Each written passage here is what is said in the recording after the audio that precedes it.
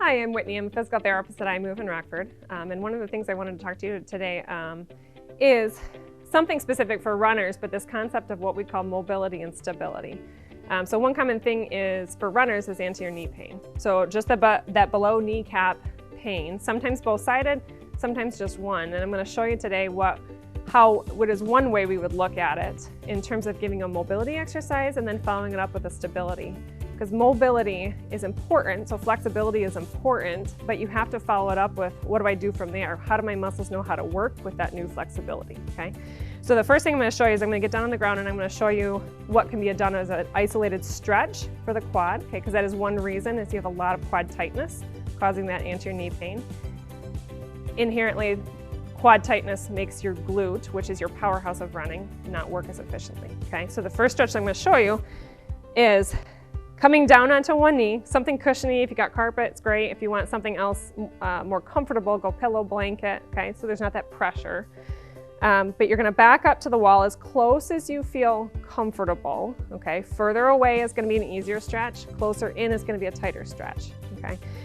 But what you want is you wanna feel a really good pull through here, but feel like I can stand up just right, okay? If I went tighter, and I really need a stretch, and I have to really do this to the stretch, you're too close, okay? Because all the motion then is coming from your lower back, not from this muscle, okay? In this position, you're gonna stay in this position, okay? Hold it, and you're gonna do a little motion side to side with your pelvis 5 or 6 times, and then you're gonna do like back as a kid, and you're gonna hula hoop. Okay, you're gonna hula hoop one direction 5 or 6 times, you're gonna hula hoop the opposite direction 5 or 6 times, okay? So that's the mobility piece. So again, you gotta follow it up with something, and ideally you're following it up with it right afterwards, okay? So I've stretched both sides. I'm gonna get right up. The stability piece is what we call kind of a posterior lunge. Okay, it's different, most people are not used to this kind of lunge.